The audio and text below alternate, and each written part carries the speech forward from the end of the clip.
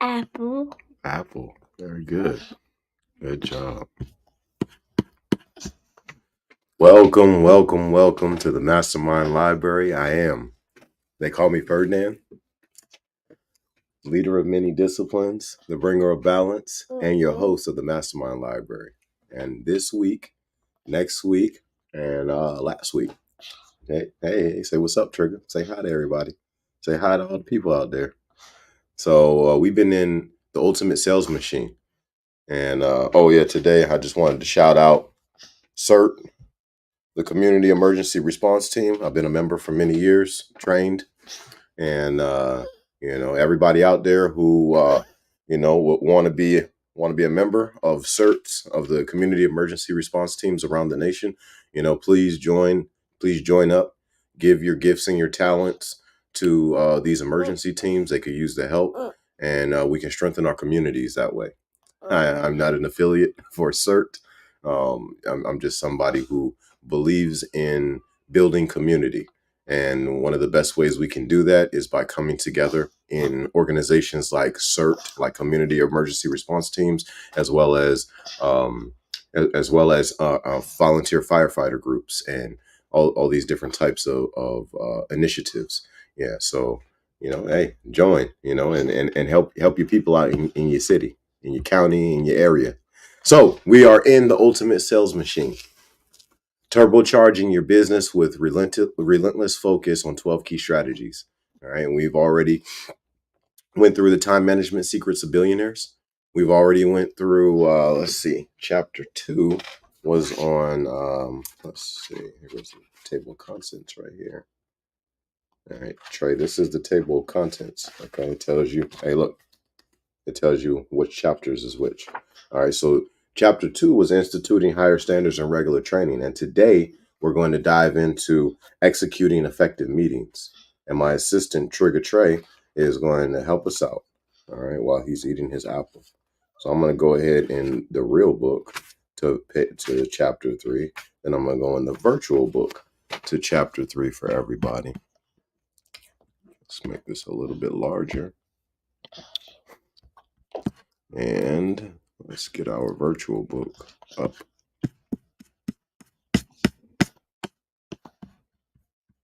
All right, we need to get to what chapter is that? Chapter 2. We need to get chapter 3. All right, Trey, we almost there, man. We about to get started. Chapter 3, executing effective meetings. How to work together to improve every aspect of your company using workshop training. Very good, man. Very good. Yeah. Good job. Okay. So we're going to go ahead and get started. And, hopefully everybody out there is following along. Again, I say, one of the reasons why I do this is for the children. Okay. These types of books, children need this information at a very young age. So one of the things that I'm doing is I'm being an example by on video, bringing my youngest child. I have 6 children. My youngest child in and reading to him so that all of you brothers out there can see that this is something that is very, very powerful to do for your child. It's one of the best gifts you can give your child. It's like giving the child a Mercedes at 16 doesn't even compare to this. Quinceañeras and all that other kind. It doesn't compare to this. Not even close. So all y'all brothers out there, I encourage you, sit your son down, sit your daughter down and read to them some complicated material that only their subconscious would understand. All right, let's go ahead and get started. Chapter 3, executing effective meetings. How to work together to improve every aspect of your company using workshop training. The best way to build the ultimate sales machine and to keep it running as smoothly as possible is to hold regular, highly productive workshop-style meetings dedicated to improving every aspect of your business. In each of these meetings, you will focus all of the relevant people on fixing just one small part of the business. Together, you will brainstorm plans for how to improve this specific area, draft procedures to test, and ultimately create carved in stone company policies that everyone will be trained to follow. This constant attention is this constant attention to what I call the three P's: planning, procedures, and policies, is essential if you want to easily and quickly grow your business into the ultimate sales machine. One of my clients became one of the fastest growing companies in America, hiring 50 new people a week. Here's a question for you. Could your company hire 50 people this week and weave them seamlessly into your organization? And before you answer, could you then hire another 50 people next week? Whether you're a Fortune 500 company or haven't hired even your first employee, you need to have the systems in place that would make hiring 50 people every week a breeze. This makes the difference between success and failure. A company that thinks like a small company remains small. A company, even a one person army, that thinks and acts like a big company is going to grow faster, smarter, and better. Most entrepreneurial companies don't install enough of the three P's. Larger companies are more likely to have the three P's in place, but most don't go far enough in perfecting and implementing them. In this chapter, you will learn how to take any company or department to the next level through weekly meetings focused on further developing the three P's in every aspect of your business. While you are improving the company, you need to be thinking like this: what if I were hiring 50 people next week and I wanted all of them to enter the business and quickly be able to perform at peak levels? What kind of a training program do I need in place to do that? So, for example, as you are improving your current sales effort, document everything as you go. You will be creating a training manual for future hires, even if, like this client, you are not hiring a single additional person right now. By thinking this way, you are forced to spell out each and every step. Leave nothing or very little for the imagination. The large company model. Large companies typically already have training and procedure manuals, but they don't always go deep enough. Far too much is left up to individual interpretation. For example, I've never seen any company, short of those that have had my training, that has well planned and executed follow up procedures after a sales call. That is almost always left to the individual person. When you do that, the quality of follow up is going to vary widely. I recently looked to buy a new vehicle to tow my boat. The salesperson took my card, but I never heard from him. Instead, to my surprise, I got a quality control follow up call. After a few questions, the person got around to asking why I didn't buy. I told them why. The trade in offer was thousands below the Kelly Blue Book value. I then asked a few questions of my own and found out that the dealer had hired a group to do the follow up.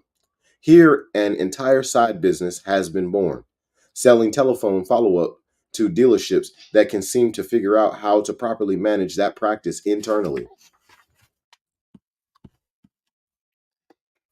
This is not to say that you have to dictate what the follow up is supposed to be. No, that is another mistake most executives make. All you have to do is have meetings where these things are discussed and developed.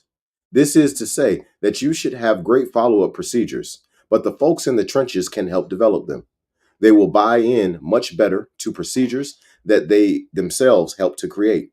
This chapter explains how. It is essential that you schedule at least 1 hour a week to work on the three P's. In the words of my good friend Michael Gerber, author of E Myth, this is working on the business, not just in the business. CEOs of large businesses and businesses that want to be large must do more of this. Here's how. Many organizations achieve small, if any, real improvement year in and year out, and CEOs don't know where to begin to change this.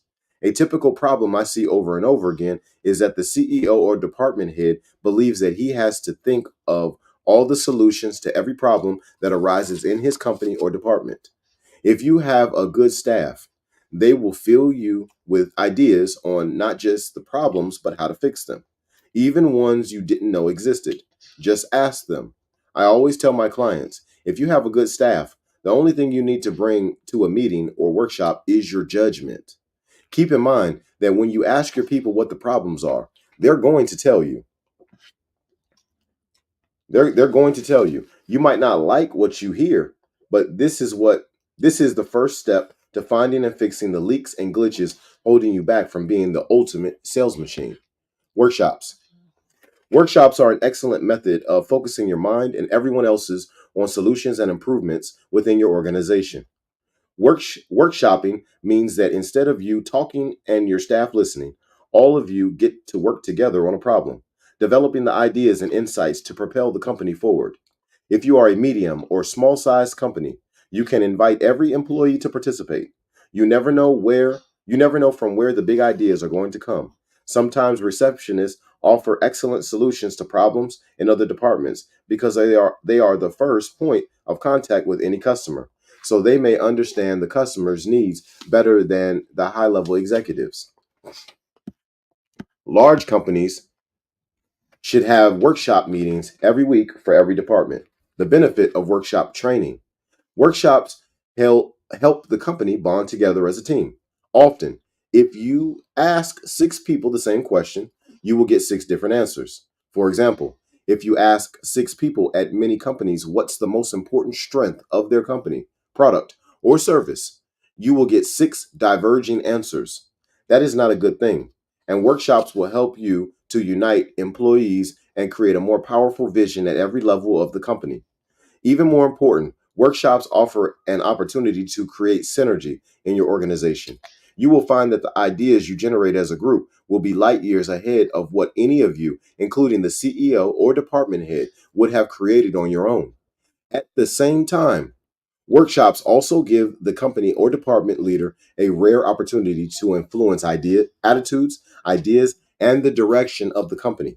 Step by step to an outstanding workshop.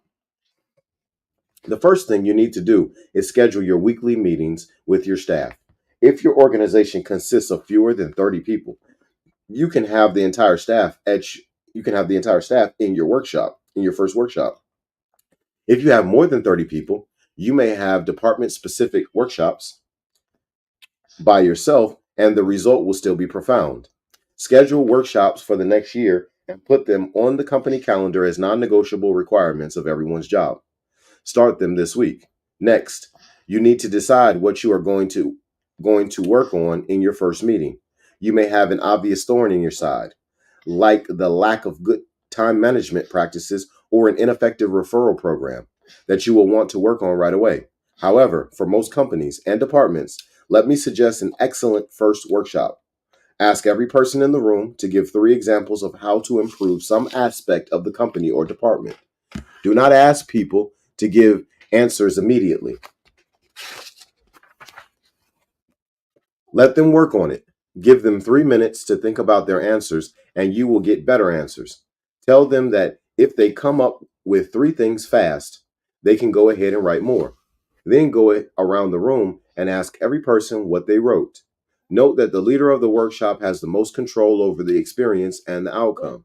It is important to make this a positive experience. You want people to look forward to these meetings as a time when the group will work together and each person will be listened to with respect. As people state their issues, make sure you are clear on what they are saying. Restate it in such a way that you will all remember what was said. Then write down each issue on a whiteboard or easel pad. The meeting leader is responsible for keeping the meeting moving. After a few folks have shared duplicate ideas, say the following. Okay, so we can get input from everyone. If you have something that has already been stated, you don't have to state it again. You will be amazed at how everyone wants to tell you everything they wrote down, even after you say that you don't want duplicate input. Don't be impatient. Just gently say, good, those are already up here on the whiteboard. So, folks, to keep this moving, don't give me duplicates. Next. If your staff is spread out all over the country, you can still you can still do this workshop by telephone. Keep a list of everyone's name in front of you so that you make sure to get input from everyone. To make this run smoothly via telephone, you need to make sure that everyone numbers each item and writes down the same statement the same way so that you can refer to them later without causing confusion. Here's how your teleconference might go. You. Okay, Kelly, give us your ideas on how we could improve this department. Kelly, we could use well crafted follow up letters after we've interacted with a customer. I can't believe some of the letters I've seen going to customers. Spelling errors, poor grammar, you name it. You. Great. Everybody, write this down for number 4. Create standard follow up letters. You can later return to number 4 or 5 or 8, and everyone stays with you. You won't have to read the entire statement every time you want to refer to it. Taking action on workshop ideas. As a result of your first workshop, you will have a list of things you need to work on to improve your business. In a moment, I will show you how to prioritize the idea list into a master list you will use in planning future workshops. Each one of those items needs its own workshop to solve the problems or remove the obstacles. So keep the list and methodically work through each issue until you have solved the problems. As you do these workshops, many things will surface that are easy to fix, create, or improve. But other things will surface that are worthy of sustained attention, as they are going to take time to fix. Right there on the spot, the boss can assign to dos for specific people to own and get accomplished before the next meeting. Often, larger, more cumbersome items will come up that require several people to work together. These may be things that require technology or involve different systems or levels of staff. In these cases, you need to prioritize and properly delegate. As the workshops are creating procedures and policies to solve problems, the leader of the workshop puts out a post workshop memo that says, "This week's workshop solved the problem of customer service inconsistencies. Here are the 9 things that you can do when a customer is unhappy." That memo goes into a procedure binder, and that becomes a training manual for new people. Each memo is a page or two, and so at the end of the year, you will have 50 to 100 pages that document an entire year's worth of workshops. As you test and finalize the procedures into policies to address each issue, you take out the old memo and replace it with the new, more thoroughly developed policy. This works best when someone is assigned the responsibility of updating the binder to reflect all of the growth and learning curve of the company. This simple workshop is the first thing I do as an outside consultant when I go in to improve a company. For many of them, it has opened the door to creating lasting positive change. Here's an example: fixing 18-year-old fixing 18-year-old service customer service problems in 2 hours flat. Recently, I set 20 employees of a publishing company down to do their first workshop. I asked this question: what are the things standing in the way of this being a much better company? We put the list up on the whiteboard and then prioritized it. One of the obstacles was that there were too many inconsistencies in how the customer service people handle complaints. So we took that single statement and focused the next workshop on it, asking folks to list examples of where this occurred. There were 18 distinct inconsistencies noted by the staff where the company had never bothered to create standard procedures or policies by which people could operate. As a result, many of these 18 issues appeared hundreds of times during a given year, and most of them ended up being dealt with by the president himself. Yet, like most presidents, he was so busy that he never stopped creating permanent solutions. This was partly because he couldn't immediately and easily think of what those solutions might be. Again, here is a case where the president believed he had to solve all the problems. You don't. Have a meeting with the people dealing directly with the problems and simply ask for solutions. So I gathered the staff into a room, and in 1 hour, we collectively solved 9 of the 18 issues.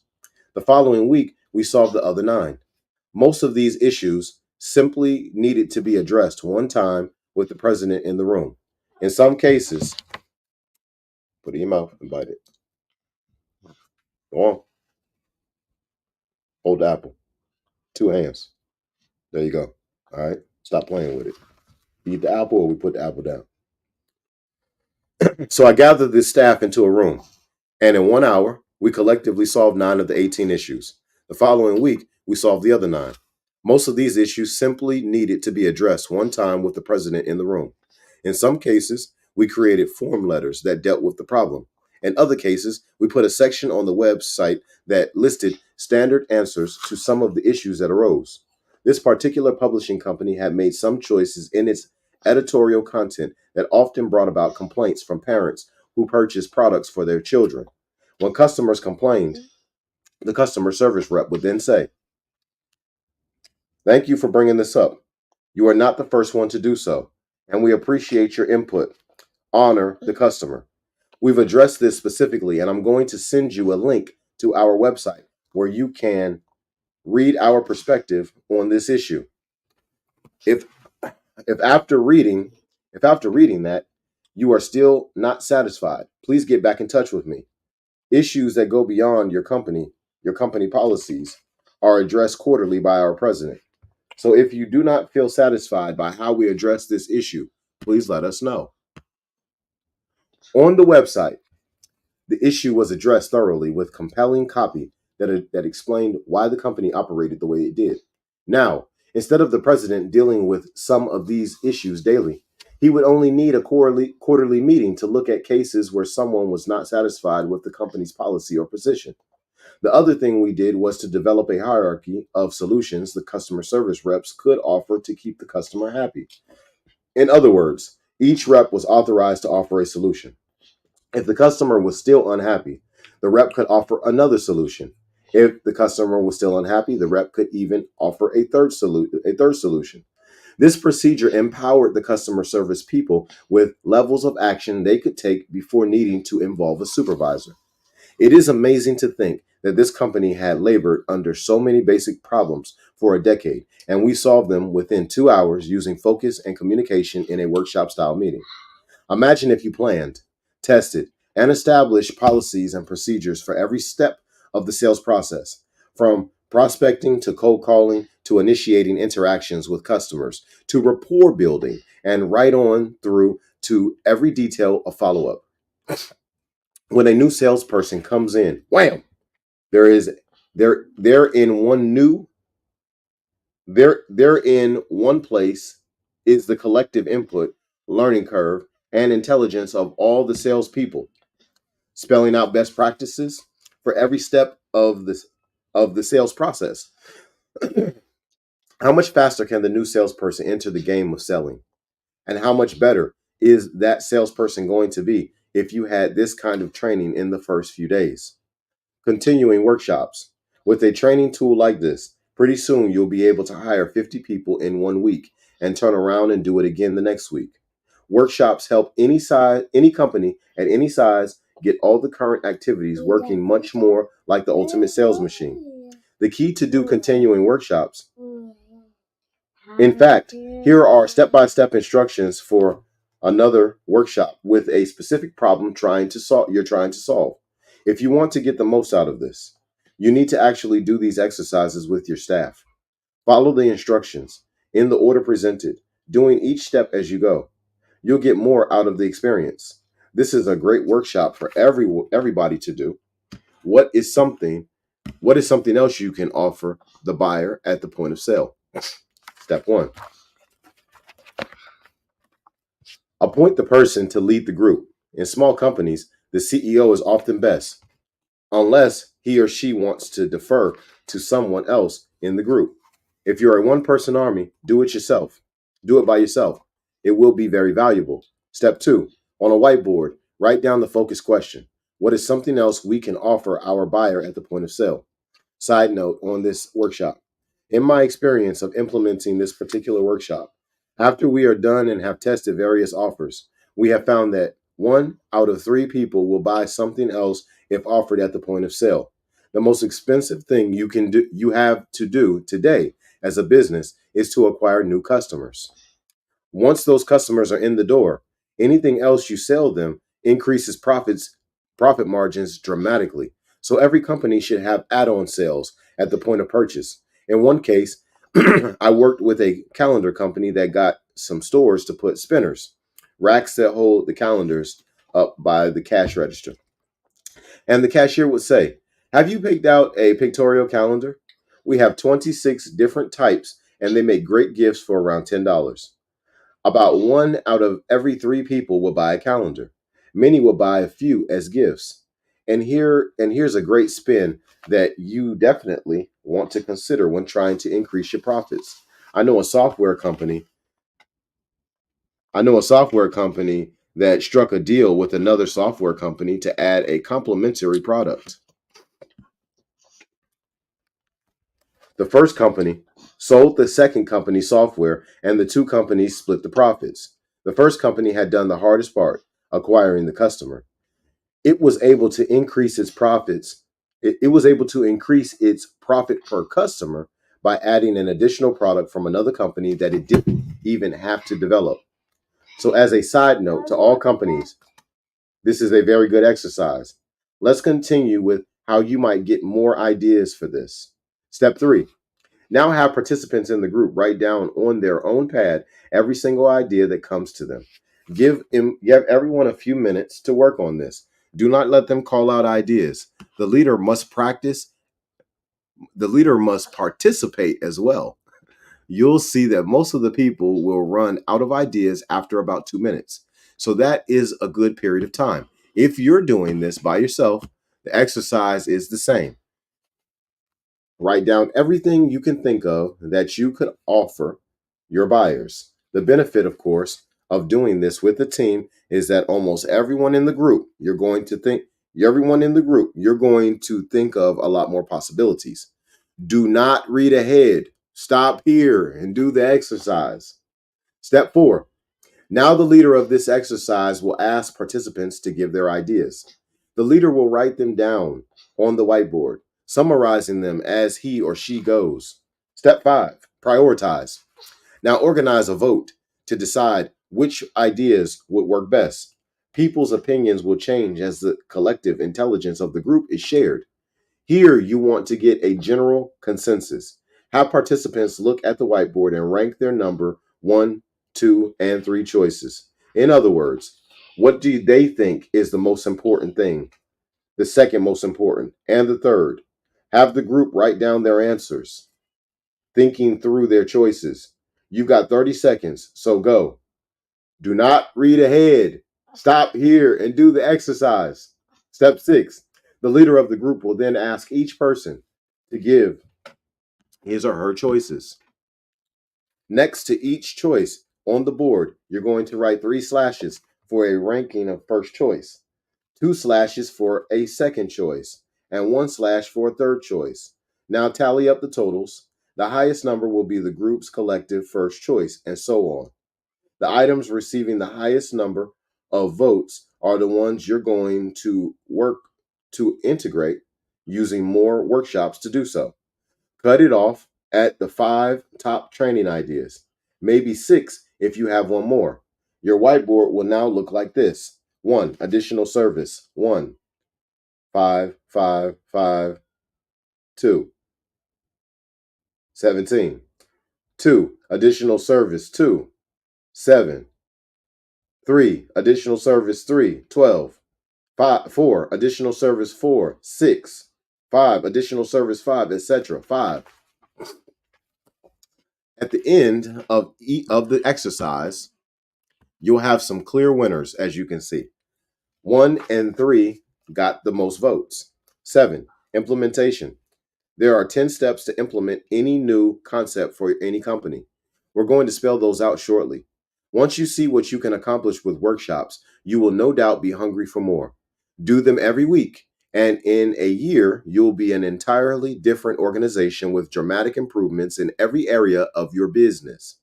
Just stop everything once per week for an hour to fix all the things in your business that aren't the way you would like them, or to add new improvements to strengthen your business or your profits. Example. Let's go back to the carpet cleaning company as a great example of each aspect of the workshop as well as the implementation. My carpet cleaner client sent the recordings of some of the salespeople talking to customers. I'm listening to this salesperson talk to a 78-year-old woman who uses a walker to get around. She's calling to have her rug cleaned. They set up the appointment for the rug to be picked up, and then back and taken back to the plant. Wall to wall has to be cleaned in the home, where they have a giant washing machine like structure to completely submerge, clean, and expertly dry your rug. The conversation with the elderly woman goes like this: Woman, well, what about the pad under the rug? It's kind of dirty too. Salesperson, how old is the pad? Woman, it's about 15 years old. Salesperson, oh, that's too old. If we tried to clean it, we'd obliterate it. Woman, well, I guess I'll have to go get a new pad. Salesperson, oh yeah, you're definitely going to have to replace that. Since I'm the consultant and I know how expensive it is to get new clients, I think they should sell pads. Heck, they've got the rug right there in the plant. They can put the rug on the padding, cut it out, roll it up, and send it right back with the rug. It's a great upsell. So I get the owner on the phone. I have a great idea for you. You should sell pads. He says, we do. I tell him, no, you don't actually. And I play him the recording. The owner brings the salesperson in and asks her why she didn't offer to sell this old woman a pad. The salesperson says, I didn't want to seem too pushy. This carpet cleaning company actually had 6 excellent upsell options. The problem was getting the salesperson to offer them. In addition to carpets, they can clean your couch or your bed. The technology of using hot steam to clean your carpet can be applied to the furniture you sit on or your dogs sit on all day. Studies show that the average living room has 5 million dust mites in it. Our bodies are equipped to deal with those mites, but after but their feces and the bacteria that feed on it can cause bacterial infection. As you can see here, you will learn in depth in the next chapter. Market data can be very motivational. Steaming that bed or couch kills germs. We've gathered all the salespeople in a workshop and asked them, what would you say is the best method for offering every client, every service, every time? One suggested we put the 6 services they offer right on the order form. As they are talking to the client, they would be able to check off all 6 things on the order form to show they offered them. This was a great suggestion, so we decided to test it and implement it as a procedure for the company. We offered 10 simple steps, and after several months of pig-headed discipline and hard work, we had it so that every salesperson offered every service to every customer every time. Now let's go over the 10 steps to implement new concepts, change, and growth into your organization. 10 steps to implement any new policy. One of the finest executives I've ever known is Scott Hallman of Business Growth Dynamics, who built a company up to be Inc. magazine's 59th fastest growing company out of 500. He is the executive I mentioned earlier who was so systematized he was hiring 50 new people a week. In fact, at the height of Scott's growth, he was hiring 55 new people every week. Scott has gone on to become a trainer himself, teaching people how to enhance profits in their organization and also how to implement. The following uses some of Scott's ideas as a foundation, along with some of my experiences in the field as a trainer who has had to master implementation. 1. Get everyone to feel the pain. To create real change in any organization, you have to help everyone, including yourself, to define, outline, and intensify the pain of not fixing the problem. When people start to think about their own problems, they put themselves in the mood to learn. And that's the mood you want them to be in to get profound results. The first time I did a Fortune 500 implementation, I went in and conducted an audit. I had good ideas and presented them to the CEO. He was impressed and felt his fee was well spent. He flew his entire sales team, 255 people, to Denver, where I presented my ideas to them. They intellectually understood them, but they only half-heartedly agreed with them. The next day, they went out and tried them here and there. The ideas didn't work right away, so the salespeople abandoned them, and almost immediately, abandoned them almost immediately, and the program totally failed. You probably already know what kind of person I am. Failure doesn't go over well with me. I don't take on clients and then fail them. I learned right then and there that having a system for implementation was much more important than the ideas I might have for growing a company. The first thing you need to do if you want people to change is to show them they've been why why what they're doing now isn't working. Make it as intense as possible. One of the best ways to put people in pain is to ask them what challenges they are facing. The next time I did a large scale implementation, I started with this exercise. There were a few hundred salespeople in the room. I began by asking them to list the biggest problems they were meeting in the market. I then had the salespeople form groups to discuss and vote on the group's agreed upon problems. Misery loves company.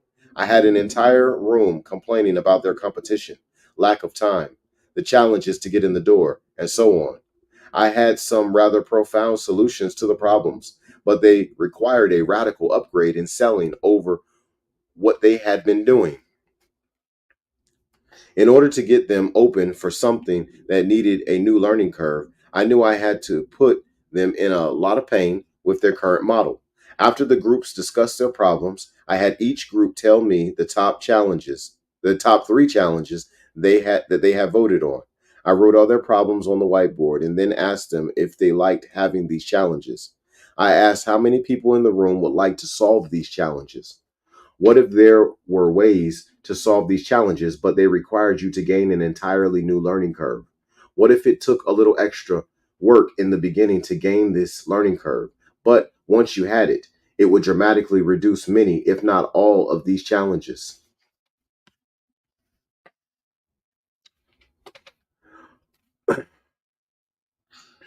What if there were ways to solve these challenges, but they required you to gain an entirely new learning curve? What if it took a little extra work in the beginning to gain this learning curve? But once you had it, it would dramatically reduce many, if not all these challenges. How many here will look forward to the new learning curve? I used the group questions format as discussed in the previous chapter in order to get the buy-in. I had learned the secret to creating change. You have to put people in pain. Using the practical example of the carpet cleaner, we first showed those salespeople how they were not serving their clients. Here was this old woman with a walker trying to figure out on her own how to get a rug pad. They could have helped her, but they didn't. Second, we did a matrix that showed them how their commissions would be impacted if only one out of every five people took just one of the upsells. In the course of the past year of not doing the upsells, they have potentially already lost $20,000 in commissions. Talk about motivation to adapt to a new strategy. Another exercise is to increase the pain of not changing is to simply have everyone work on that. Tell them to each write down what are the drawbacks of not changing or improving this behavior, and then list those drawbacks. Let them intensify their own pain. Two, hold a workshop to generate solutions. We've already covered this. If you are in a management position or are the CEO, you only have to bring with you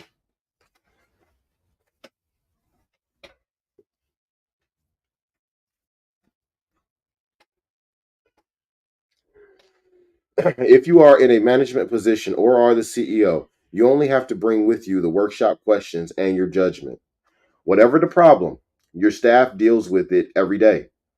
They will have many ideas on how to solve it. We asked the sales staff what would be the best way to make sure they offered all six services every time they talked to a client. As stated, the solution that ultimately solved the problem was to list the six services on the order form and require salespeople to check them off as they offered them to the client.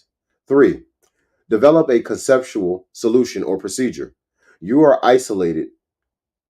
You've isolated what you want to work on, offering the upsell every time, and you have a plan for what procedures you will follow to do this. You all right? Okay, good. You might even have scripts, outlines, and cheat sheets. In the case of the carpet company, putting the list of services on the order form was the conceptual solution. We say each solution or procedure is conceptual until it is proven by you and your staff. In this case, it is cut and dry, but other solutions you attempt may not be so simple. These more complex solutions will need to be worked on in this phase of your implementation. In order to have the salespeople go through the list of services every time, we had to present them in a way that positioned what we were doing as servicing the customer and not selling to the customer. We developed some dialogue to make this happen, such as we feel it's our obligation to alert you to other services that you might want to take advantage of today. So I'm just going to list these for you. If you have an interest, I can go into more detail. The salesperson will then give a sentence or less on each upsell. Often, this prompted questions. Recently, I activated a new credit card. Usually, this is all done by electronic recording. This time, the recording said, "Please hold an operator. Please hold for an operator." I thought that I thought that something must be wrong. But to my surprise, the only thing the operator was to try to sell me additional services, protection plans, group buying discounts, and so on. Here's a company that instead of automating the activation process decided to use it as another opportunity to touch down with buyers and thus potentially increase profits. In order to get this implemented, I'm sure they tested scripts and went through the steps I'm outlining in this section. Back to testing. Do this step for any area for which you don't have a procedure. Using upsells as an example. How many upsells do you have and how many different ways do you offer them? How does your company or department generate referrals? How do you address customer service complaints? How do you bond and follow up with clients? If you don't have an answer for each one of these, or if each member of your staff has a different answer, then you need to create and test procedures in order to implement policies that will be followed by every member of your organization. 4. Leader or top talent personally performs procedure or task. If you're a smaller company, often the CEO or leader of the company can personally test and perfect the procedure. The leader has the biggest picture of how everything fits together in the company or department, but he or she often leaves the details to others. Hands on involvement at every level enables the leader to create the three P's with certainty. When Scott Hallman was building his company to be Inc. magazine's 59th fastest growing company, he personally tested every procedure. No one could snow him on any issue as he did each procedure himself and had a complete and very realistic view of how things should and could be done. Of course, if you are a Fortune 500 company, the CEO does not usually step in and do a cross sell or an upsell. Instead, you pick champions. Figure out who is going to champion this idea. Then that person accepts the responsibility for making that idea effective in the organization. Don't be tempted to have everyone in your organization test and perfect the procedure at the same time.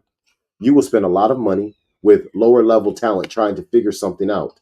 Instead, have the higher level talent perfect it and then train the rest. Just keep in mind that you have to constantly figure out how to make it scalable. For the carpet cleaning company, we worked with the top producers and got the formula perfected enough that we could show the rest of the salespeople that 1 out of 5 customers did take at least one upsell. Some of them took all 5 upsells. Then we trained the entire staff on it. I always recommend testing new ideas with your top performers. 5. Set a deadline for testing the conceptual procedure. Set a deadline so you know that if you aren't seeing results in a certain amount of time, you need to go back to the workshop whiteboard and look at additional options. At the minimum, your weekly meeting will always check in on the progress or lack of it. More on this in step 9. 6. Document step-by-step procedure or process. You want this to be a repeatable process, so spell it out. Write out your scripts, procedures, activities, and the results you expect to achieve. Make it so 50 new hires could come in today and everything would be clear to them. So if they followed your 3Ps manual, even if your company or department is small, you need to put these procedures in place as if you were going to hire 50 people because it forces you to detail every step along the way. 7, have show and tell role playing. Take your documented steps and work with your staff to test and implement them. Show and tell and role playing offer the best methods of gaining experience before you put the process into the field. Scott Hallman's company processed more than 4 million medical records a year, 4 million medical record files a year, with more than 650 technicians located on site at client hospitals. Managing performance results was critical. Left to their own devices, new technicians might process only 4 medical charts per hour. However, by constantly working on the process and procedurizing it down to the smallest detail, Scott was able to get the technicians to average 9.2 charts per hour. That's more than doubling their performance. What would it do for your company if everyone could produce twice the results they're producing now? If it's a telephone procedure, demonstrate it for or record your high level talent during doing the procedure so that your staff can actually hear how it sounds. Role play and workshop every possible scenario. Work over your staff, forcing them to approach each scenario exactly as you would have them do it. I was hired by a company that sold small mid-range technology solutions to IT executives. They bought 6 companies and put together an integrated and global technological solution to business that changed everything. It was an utterly brilliant design. Instead of selling $100,000 technology enhancement packages, they were now selling $9 million complete technology makeovers. This required the salespeople to sell to CEOs of very large companies up to and including Fortune 500. The problem was that not one of their 40 salespeople had ever called a CEO at any time for any reason. We role played with them. We wrote scripts. We told them how to do it, but they were still ineffective. These people were more technology oriented and therefore not the types to call large company CEOs, a problem covered in chapter 9.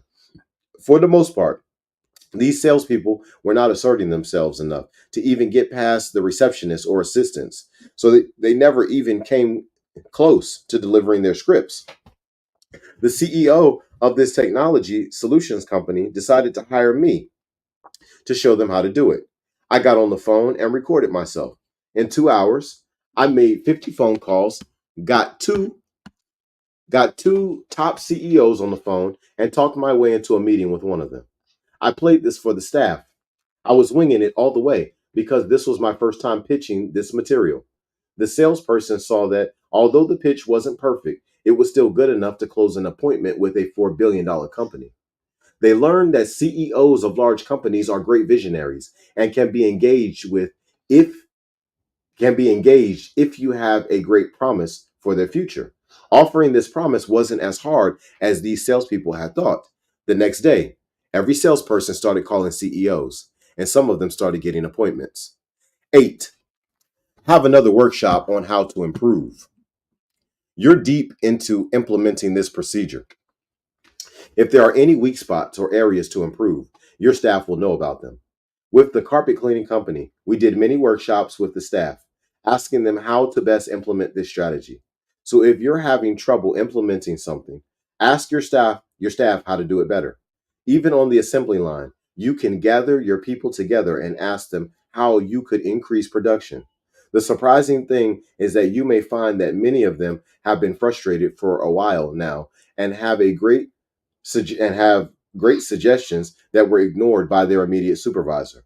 So it's worth your time, no matter how large your company may be, to get in the trenches and hear some of the staff's idea.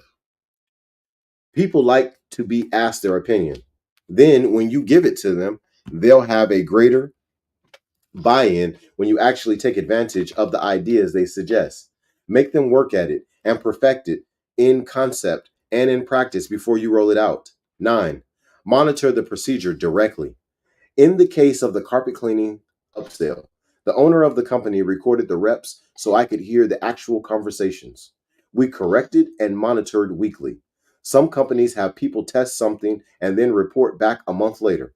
That's crazy. You need to monitor weekly. Or, if it's really important, monitor it daily so you can be sure that your staff is doing it properly and that it is bringing about the desired results. Monitor the procedure closely, observing and correcting behavior. No matter how well you spell it out, you spell it all out, some people will still miss some things. Monitor, correct, monitor. Think of yourself as a military leader training your troops in the important art of hand-to-hand combat and survival. All right.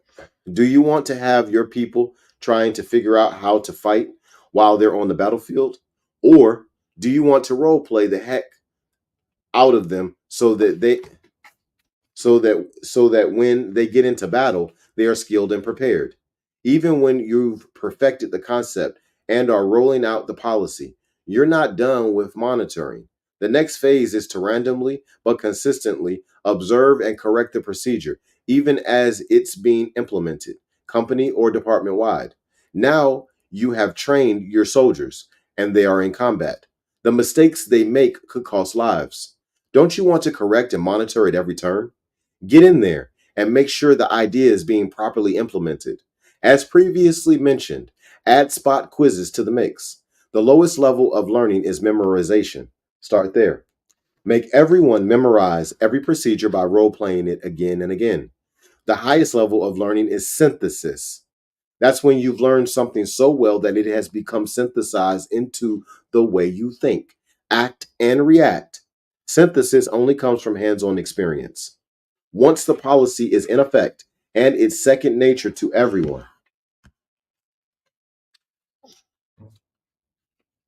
Once the policy is in effect and it's second nature to everyone, you're still not done. Continue to monitor and police it at regular intervals.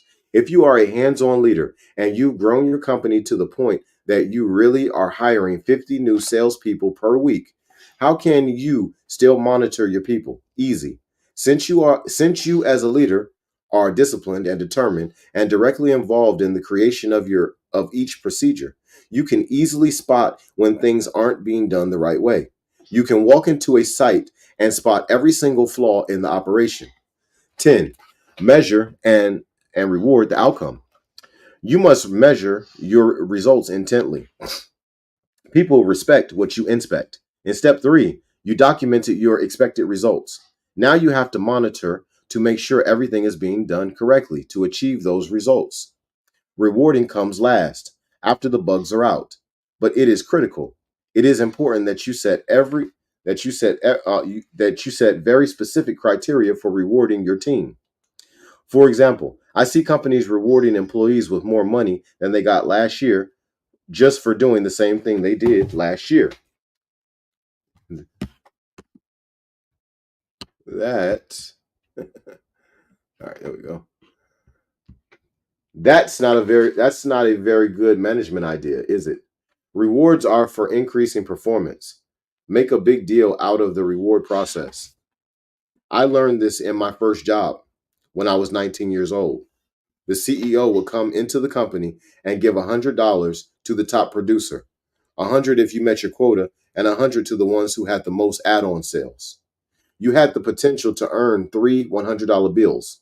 Not only that, but the CEO would shake your hand and make a big deal out of it. You will find that people will work even harder for the recognition than they will for the money. But no matter how rich you are, $100 bill is nice. Conclusion. The three P's are magical in your operation because they create the conditions for every aspect of your company to operate with subconscious competence. Every person on your staff knows what to do in every situation without having to think about it. As a result, your company or department begins to operate like a finely tuned machine. We'll continually return to the three P's throughout the rest of the book, showing you how to build a stronger and stronger organization. And that concludes chapter 3 on effective meetings. And then tomorrow, we're going to dive into becoming a brilliant strategist. this is a really special chapter tomorrow. But today's chapter was amazing. One of the things that we went over was the 10 steps to implementing any new policy. That's super important. Those 3 P's he was talking about, right? And then in addition to that, we've got the 6 steps. Let's see. So the 6 steps of the workshop, 6 steps. All of these will really, really help to get a staff moving in the direction that we want them to go. Workshop training, right? I'm just flipping through the pages, taking a look. Executing effective meetings will help us save time, help us save money, help us have the win that we technically deserve, but we only deserve it if we put the work in, right? I want to give a shout out to my wife. She's consistently, my beautiful wife, Shonda. She's consistently supporting the MasterMind Library. Our son is here, Trigger. We have 6 children together. And, Shonda, she's done an amazing job with making sure that the children are able to get these lessons. This is why we do this for y'all. We're reading these books, and I'm demonstrating having a child listening to this material, because one day y'all are going to see him as a man. One day you're going to encounter him at 35 years old or 45 years old or 55 or 65 years old.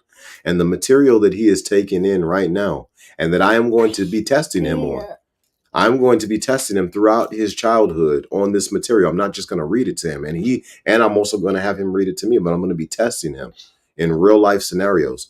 These are the things that will help us as a community become stronger. This will help the next generation be prepared and be ready. Always remember that the people today who are in their late 30s, 40s, 50s, 60s, all of those individuals, they competed with other people for jobs in their chosen career field. They competed with other people. Your children, the children that are coming now, the ones that are in elementary school right now, they're not going to compete with a whole bunch of other people for jobs. They're going to compete with robots. This is the reason why these books are so important, to give our children the tools that they need to be effective and efficient in the time to come. I watched a robot just the other day knead some dough. I mean, he was just in there kneading that dough. Didn't need a break. Didn't need a bathroom break. Didn't need a snack. Didn't need to stop, except because maybe his battery ran out or something, needs to be charged back up or something. Might take a couple of hours, but then after a couple of hours, that robot was able to work 22 hours straight without stopping. This is what our children are competing with. How do we put the next generation in a position to win? Use AI? No, that is not the answer. The answer is for them to strengthen what they already have and to become who they are. When a child knows who they are, when they become who they are, when they step into that space of the integrity of who they are and have courage for self and know thyself as they should, what we see from that child is extraordinary ability. What we also see from that child is that child in real time achieves the assignment that the child is here for. And there is no person in all of human history who could have achieved that assignment for that person. What he is here to do, Albert Einstein couldn't do it. I don't care if Neil deGrasse Tyson, Albert Einstein, and Frederick Douglass all worked together. They couldn't do what he is here to do. And there ain't a human being that's ever walked this planet that could do what I'm here to do. And there ain't a human being that ever walked this planet that could do what you are here to do and what your child is here to do. Every one of us has a unique assignment that is a chord, that is a sound within the great sound that we call the universe. Universe, one sound. We're all connected. We're all one big instrument. Everybody's sound has to be harmonized together. That is your whole life. Your whole life is one little sound. in the universal song. So how do we win? We don't necessarily win by reading these books. We win by putting the books in front of our children after the children have meditated properly, after they have went through different affirmations and things of that nature. The books are not the be all to end all. In some of my videos, I've said this a few times. These books are like 1% of the knowledge. They're like 5% of the knowledge. The primary amount of the knowledge is written on the Akash. It's written on your book of life. It's written on your DNA. You've got to access that in meditation. The way is listed in there for you. The way is revealed from there for you. But if we raise up a child in the way that they should go, they will access the Akash very early. If they access the Akash very early, there's so many things they won't waste their time with. This is why we do this. We're not doing this just because it's like, oh, this will be really cool to get some videos up here, to get some monetization on videos. No, we're not doing that for this. We're doing this to improve community. The community is suffering right now. And the tools are right here. This little man, 2 years old, he is holding the tools right here in front of you. And this is just the confirmation. You first need to get the information from you, from inside of you. And then you will be led to whatever it is you're supposed to be doing. You will be led to the material. You'll be led to the people. You'll be led to exactly what is going to help you to achieve your assignment. Part of his assignment is what we're doing right now. This is why everything is working out the way it's working out. Thank you. We've got to empower the next generation. The next generation has to be empowered. Melanation has got to get past. If we want to hide something from a ninja, put it in a book. We've got to get past that. We got to crack these books open. We got to let these children get familiar with these books. And it's not just so that they learn the books. Like right now, he's playing with the book. Look at this. He's playing with the book. I talked to a child. I'm going to leave y'all with this. I talked to a child just, I don't know, 6 months ago, a year ago. And I said, hey, y'all want to read this book? I'm not lying to you when I said that these children literally scattered. They ran. They were like 12, 13 years old, 11 years old, and they're running once I start talking about reading. It's not just about actually reading the book. It's about putting the children in a space where they're not scared of the material anymore, where they don't have anxiety because they're looking at a book. Well, how do we achieve that? Turn those freaking tablets off. Turn that TV off. Put that phone down. Instagram ain't that important. Facebook ain't that important unless you're working on your business page. Let that stuff go and focus on this next generation so they can be prepared. For a very long time in America, the vast majority of Americans, and it don't make a difference whether they melanated, demelanated, or whatever other ethnic group, they have been getting ate up and raped and pillaged by the people of this nation that are in control. This is a bona fide freaking fact, and anybody and their mama who want to get up here and talk to me about it, we can do it. If you think that I'm wrong, I will prove what I'm talking about. Yes, the melanated people have been oppressed the most in America. Make no mistake about it. The people who look like my son and I, yes, we have been oppressed the most. But make no mistake about it, the average citizen is being oppressed today. It's not just melanated people. This is something we're all in together. This is not about black and white. This black and white is a national narrative that they want you to keep playing into. This ain't about black and white. This is technically about haves and have-nots. We've got to give our children what they need so we can bring this thing back into balance. We've got to have respect for the matriarchal energy that we're in. We've got to have respect for the age of Aquarius energy that we're in.